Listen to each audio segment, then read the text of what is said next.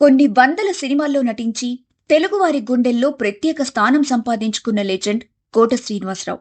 తండ్రిగా, తాతగా, రాజకీయ నాయకుడిగా ఇలా ఎన్నో పాత్రలకు జీవం పోసిన కోట శ్రీనివాసరావు జూలై 13వ తేదీ ఆదివారం ఉదయం కన్నుమూశారు. పరమ పిసినారిగా పొట్టచెక్కలయ్యేలా నవ్విస్తూనే కరుడుకట్టిన విలన్ గా ముచ్చెమటలు పట్టించిన విలక్షణ నటుడు కోట శ్రీనివాసరావు. మధ్యతరగతి తండ్రి, అల్లరి తాతయ్య, అవినీతి నాయకుడు, కామెడీ విలన్, నవ్వించే పోలీస్, మాంత్రికుడు ఇలా ఎన్నో పాత్రల్ని తన నటనతో రక్తి కట్టించారు. క్యారెక్టర్ ఆర్టిస్టుల్లో ఇతర భాషల నుంచి తెలుగు పరిశ్రమకు వచ్చిన వాళ్లే ఎక్కువ. మన నుంచి ఇతర పరిశ్రమలకు వెళ్లిన వారు చాలా అరుదు. కానీ కోట శ్రీనివాసరావు మాత్రమే ఆ అరుదైన ముద్ర వేశారు. ఎస్వి రంగారావు, కైకాల సత్యనారాయణ, రావు గోపాలరావుల శకం ముగిసిన తర్వాత ఆ లోటును కోట శ్రీనివాసరావు భర్తీ చేసిన నటుడనటంలో ఎలాంటి సందేహం లేదు. అందుకే ఆలీ నుంచి అమితాబ్ దాకా అందరికీ ఇష్టమైన నటుడయ్యారు. దాదాపు 750కి పైగా చిత్రాల్లో నటించి మెప్పించారు. కోట శ్రీనివాసరావుది ఆంధ్రప్రదేశ్లోని కృష్ణా జిల్లా. కానీ సినిమాల్లో నటించేందుకు హైదరాబాద్ వచ్చినప్పుడు ఇక్కడి తెలంగాణ యాస చూసి ముచ్చటపడ్డారు. తన సినిమాల్లో అదే యాసతో అటు కామెడీ, ఇటు విలనిజం పండించి మరింత పాపులర్ అయ్యారు.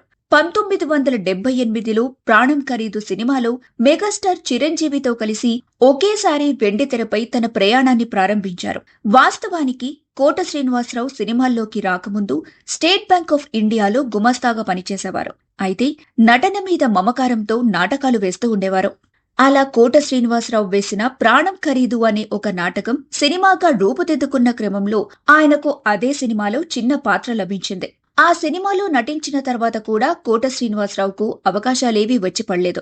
ఒక పక్కన బ్యాంక్ ఉద్యోగం చేసుకుంటూనే మరోవైపు సినిమాల్లో అవకాశాల కోసం తిరుగుతూ ఉండేవారు. ఆ సమయంలోనే ప్రముఖ నటుడు మురళీమోహన్తో కోట శ్రీనివాసరావుకు పరిచయం ఏర్పడింది. మెల్లమెల్లగా సినిమాల్లో అవకాశాలు వస్తున్నప్పుడు ఇండస్ట్రీకొచ్చేయాలా లేదా బ్యాంక్ ఉద్యోగం కొనసాగించాలా అని కోట శ్రీనివాసరావు సందిగ్ధంలో పడ్డారు.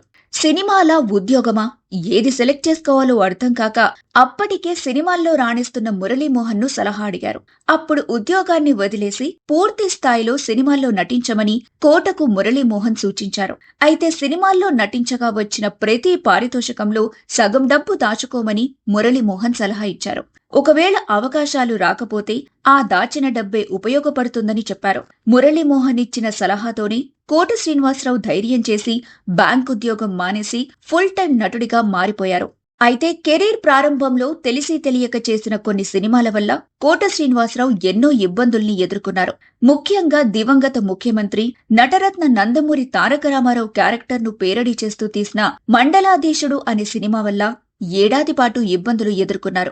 ఎన్టీఆర్ జీవితంలో కొన్ని సంఘటనల్ని ఆధారంగా చేసుకుని రూపొందిన ఈ సినిమాలో ఎలా అవకాశమొచ్చింది, ఆ తర్వాత జరిగిన పరిణామాలేంటి తదితర విషయాలను కోట శ్రీనివాసరావు ఒక ఇంటర్వ్యూలో చెప్పుకొచ్చారు.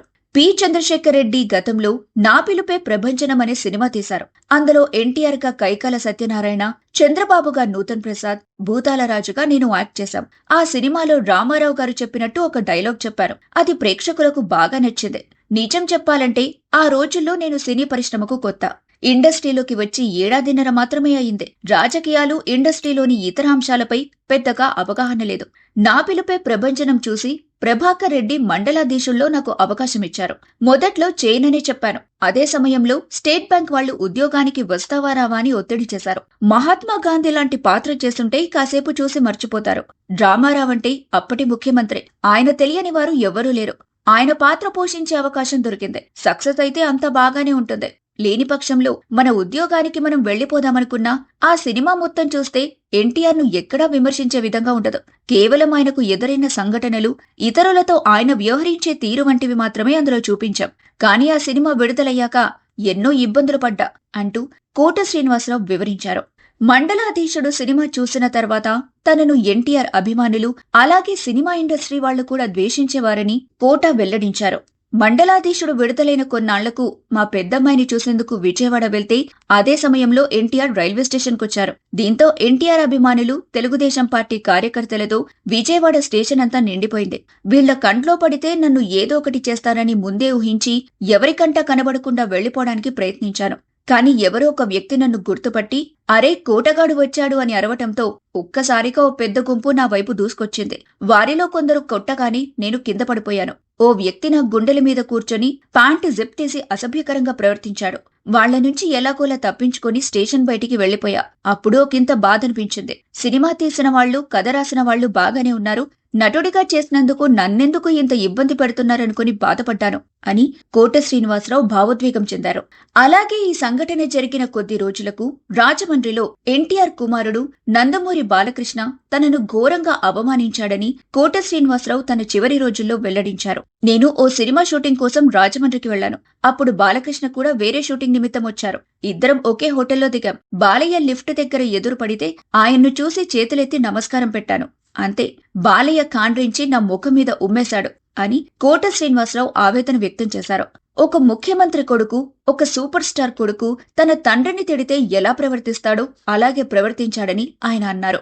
ఇప్పుడంటే తానొక గొప్ప నటుడినని బాలకృష్ణ కూడా అంటున్నారని, కానీ ఒకప్పుడు మాత్రం ఇలా ఆయన చేతిలో అవమానం పొందానని కోట శ్రీనివాసరావు వెల్లడించారు. ఇన్ని అవమానాలు పడ్డ తర్వాత ఓ రోజు తన జీవితంలో అద్భుతం జరిగిందని కోట శ్రీనివాసరావు వివరించారు.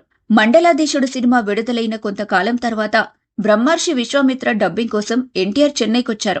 అదే సమయంలో చెన్నైలో ప్రొడ్యూసర్స్ కౌన్సిల్ మీటింగ్ జరిగితే ఆయన అక్కడికొచ్చారు. అప్పుడు నేను కూడా అక్కడే ఉన్నాను.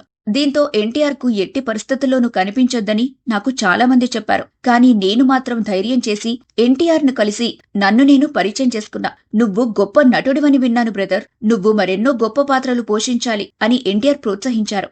ఎన్టీఆర్ అన్న మాటలకు వెంటనే ఆయన కాళ్లపై పడిపోయా. ఆ తర్వాత పరుచూరి గోపాలకృష్ణ అంత ధైర్యంగా ఎన్టీఆర్ ముందుకు వెళ్లి నించున్నావు, ఆయనకు కోపం వచ్చి చాచి చెంపమీద ఒకటిస్తే ఏం చేసేవాడివి అని ప్రశ్నించారు. వాస్తవానికి ఎన్టీఆర్తో దెబ్బలు తినాలని ఫిక్స్ అయి ఆయన ముందుకెళ్లి నిలబడ్డాడు. ఒక్కసారి ఎన్టీఆర్ కొడితే మీ అందరితో మాటలు పడే బాధ తప్పుతుంది కదా, అక్కడితో అకౌంట్ క్లోజ్ అయిపోతుంది కదా అని కోట శ్రీనివాసరావు తన మనసులో మాట చెప్పారు. ఇక మండలాధీశుడు వివాదం ముగిసిన తర్వాత జంధ్యాల దర్శకత్వంలో వచ్చిన ఆహనా పెళ్లంటే చిత్రంతో కోట శ్రీనివాసరావు తలరాత మారిపోయింది. ఆ సినిమాతో కోటకు ఫుల్ క్రేజ్, పాపులారిటీతో పాటు అవకాశాలు వెల్లువలా వచ్చిపడ్డాయి. అక్కడి నుంచి కోట ఇక వెనుతిరిగి చూసుకున్నదే లేదు. తన విలక్షణమైన నటనతో అందర్నీ అలరించారు. కోట హవా ఎంతలా సాగిందంటే ఏకంగా ఎమ్మెల్యే అయిపోయేంతలా. సినీ నటులు రాజకీయాల్లోకి రావటం కొత్తేమీ కాదు. చాలా మంది సినిమా రంగం నుంచి వచ్చి ఇప్పుడు రాజకీయంగా మంచి స్థానంలో ఉన్నారు. అలా కోట శ్రీనివాసరావు కూడా సినిమాలతో బిజీగా ఉన్న సమయంలోనే రాజకీయాల్లోకి వచ్చారు. కోట శ్రీనివాసరావు చిన్నప్పటి నుంచి రాష్ట్రీయ స్వయం సేవక్ సంఘ్ ఆర్ఎస్ఎస్ ఫాలోవర్. అందులోనూ బీజేపీ అగ్రనేత మాజీ ప్రధాని వాజ్పేయి అంటే కోటకు చాలా ఇష్టం. అందుకే అప్పట్లో సినీ నటులు ఎక్కువగా తెలుగుదేశం, కాంగ్రెస్ పార్టీలో చేరితే కోట శ్రీనివాసరావు మాత్రం బీజేపీలో చేరారు.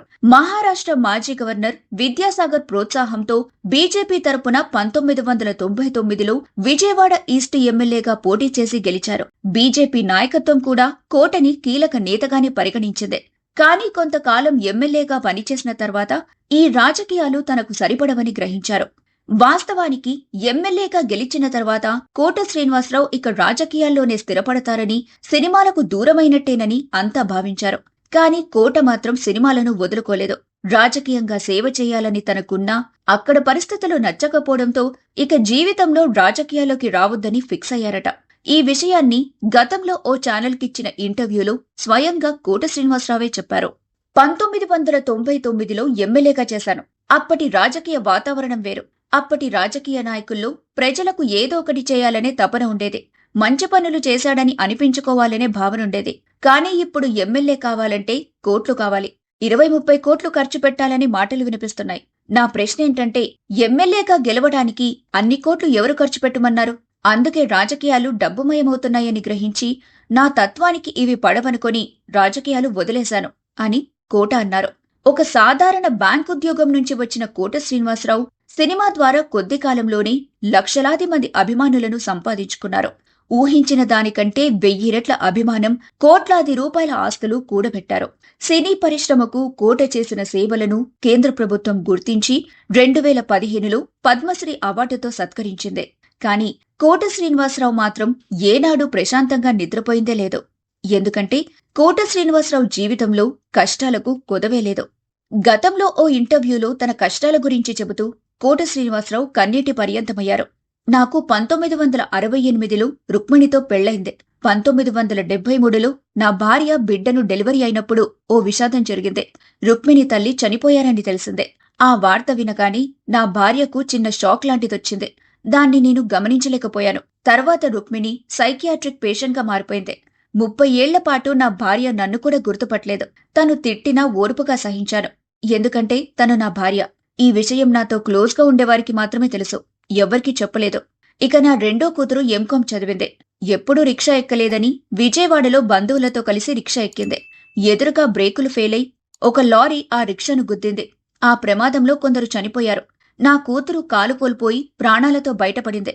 బ్యాంకులో ఎవరి దగ్గరైతే గుమాస్తాగా పనిచేశానో ఆయనే నాకు వియ్యంకుడయ్యాడు. నా కూతురు జీవితం బాగుపడిందని సంతోషించేలోపే నా జీవితంలో మరో కోలుకోలేని దెబ్బ తగిలింది. కళ్ల ముందే నా కుమారుడిని కోల్పోయాను అని కోట శ్రీనివాసరావు భావోద్వేగంతో చెప్పారు. 2010 జూన్ 21న రోడ్డు ప్రమాదంలో కోట కుమారుడు ఆంజనేయ ప్రసాద్ మరణించాడు. తనకు తలకొరివి పెట్టాల్సిన కొడుక్కి తానే అంత్యక్రియలు చేయాల్సి రావటంతో తల్లడిల్లిపోయారు. ఆ బాధ నుంచి బయటపడ్డారా అని కోటను అడిగినప్పుడు మర్చిపోవడానికి ఇదేమైనా జ్ఞాపకమా, జీవితం ఎలా మర్చిపోతానని ఒక నిట్టూర్పు విడిచారు. కాని నటనలో బిజీగా ఉండటం వల్ల ఆ బాధను ఎంతో కొంత తట్టుకోగలిగాను అని అనేవారు. ఆ భగవంతుడు ఎంత పేరిచ్చాడో అంతకు మించి కష్టాలిచ్చాడు. ఇవన్నీ గుర్తు చేసుకుని అప్పుడప్పుడు ఇంట్లో కూర్చొని ఏడుస్తూ ఉంటాను అని కోట శ్రీనివాసరావు ఎమోషనల్ అయ్యేవారు. ఇక కోట శ్రీనివాసరావు జీవితం గురించి మాట్లాడేటప్పుడు బాబుమోహన్ గురించి ప్రస్తావించకపోతే అది అసంపూర్ణమే అని చెప్పొచ్చు. వెండితెరపై కొన్ని కాంబినేషన్స్ ఎప్పటికీ చెరగని ముద్ర వేస్తాయి. ప్రేక్షకుల మదిలో చిరస్థాయిగా నిలిచిపోతాయి. అలాంటి జోడీనే Kota Srinivasarao, Babu Mohan. All time super hit జోడీగా వీరు పంచిన వినోదం ఎవర్ గ్రీన్. ఇద్దరూ కలిసి 100కు పైగా సినిమాల్లో నటించి మెప్పించారు. ప్రతి సినిమాలో బాబుమోహన్ను కోట శ్రీనివాసరావు క్యారెక్టర్ డామినేట్ చేసినా ఒక్కసారి కూడా ప్రేక్షకుడికి విసుగు పుట్టలేదంటే అతిశయోక్తి కాదు. ఒకానొక సందర్భంలో కోట బాబుమోహన్ కాంబినేషన్ ఉండాలని హీరోలు పట్టుబట్టిన సందర్భాలు కూడా ఉన్నాయి. కోట ఉంటే బాబుమోహన్, బాబుమోహన్ ఉంటే కోట ఉండి తీరాల్సిందే. కోట బాబుమోహన్ కాంబినేషన్ కి బీజం వేసిన చిత్రం వెంకటేష్ కథానాయకుడిగా నటించిన బొబ్బిలి రాజా. అక్కడి నుంచి మొదలైన వీరి కామెడీ జోడి ప్రస్థానం ప్రేక్షకులను కడుపుబ్బా నవ్వించింది. ఇక మామగారు సినిమా ప్రతి ఒక్కరికి ఆల్ టైమ్ ఫేవరెట్ మూవీ అయిపోయింది. ఇందులో కామెడీ సీన్స్ ఎప్పుడు చూసినా నవ్వకుండా ఉండలేరు. ఇందులో కోట శ్రీనివాసరావు తన ఆహార్యం డైలాగ్ డెలివరీతో మెప్పిస్తే, బాబుమోహన్ టైమింగ్తో వినోదాన్ని పంచారు. తన చేతుల్లో బాబుమోహన్ ఎక్కువ దెబ్బలు తినేవాడని అందరూ అనుకుంటారని, కానీ తానలా టచ్ చేస్తే చాలు వెళ్లి పడిపోయేవాడని కోట ఓ సందర్భంలో పంచుకున్నారు. తమ కాంబినేషన్లో రూపొందిన ప్రతి సినిమా వెనుక ఎన్నో జ్ఞాపకాలున్నాయని కోట, బాబుమోహన్ ఓ సందర్భంలో పంచుకున్నారు. జీవితాంతం ఎన్నో జ్ఞాపకాలను పంచుకున్న కోట శ్రీనివాసరావును అచేతనంగా చూసిన బాబుమోహన్ చిన్నపిల్లాడిలా వెక్కి వెక్కి ఏడ్చారు. అనంతరం బాబుమోహన్ మీడియా ముందు మాట్లాడుతూ, ఈ రోజు చాలా దురదృష్టకరమైన రోజు. 2 రాష్ట్రాల ప్రజల కంటే కోటన్న నాకే ఎక్కువ ఆత్మీయుడు. ఇద్దరం కలిసి సినిమాల్లోనే కాదు బయట కూడా సరదాగా ఉండేవాళ్లం. 2 రోజుల క్రితమే ఇద్దరం మాట్లాడుకున్నాం. ఇంటికి వచ్చి కలుస్తానని చెప్పా. నేనొచ్చేసరికి ఆయన లేడు. నా కోటన్న వెళ్లిపోయాడు. ఇంటికొస్తే ఎంతో సంతోషంగా ఆప్యాయంగా మాట్లాడేవాడు. ఆయనకు అన్నదమ్ములున్నా నన్నే తన సొంత తమ్ముడిగా భావించేవాడు. షూటింగ్కి సమయం తక్కువగా ఉన్నప్పుడు అన్నం కలిపి నోట్లో ముద్దలు పెట్టేవాడు. ఏ ఊరికి షూటింగ్కి వెళ్లినా పక్కపక్క గదుల్లోనే ఉండేవాళ్లం. మా జీవితాల్లో ఎన్నో జ్ఞాపకాలున్నాయి అని బాబుమోహన్ కన్నీటి పర్యంతమయ్యారు. కోట ఎప్పుడూ ఒక్కటే మాట చెబుతూ ఉండేవారు, నేను చచ్చేదాకా నటించాలి, చచ్చిన తర్వాత నటుడిగా బతకాలి అని. ఈ మాటల్ని కోట శ్రీనివాసరావు అక్షరాలా సార్థకం చేసుకున్నారు. తన చివరి వరకు సినిమాల్లో నటించారు. బ్రహ్మానందం చెప్పినట్టు నటన ఉన్నంతకాలం కోట శ్రీనివాసరావు జీవించే ఉంటారు. కోట శ్రీనివాసరావు జీవన ప్రయాణం, ఆయన ఎదుర్కొన్న అవమానాలు, కష్టాల గురించి మీ అభిప్రాయాల్ని కామెంట్ రూపంలో తెలియచేయండి. ఇక ఇలాంటి మరిన్ని వీడియోల కోసం మన ఛానల్ని సబ్స్క్రైబ్ చేసుకుని ఈ వీడియో మరింత మందికి చేరేలా లైక్ చేసి షేర్ చేయండి.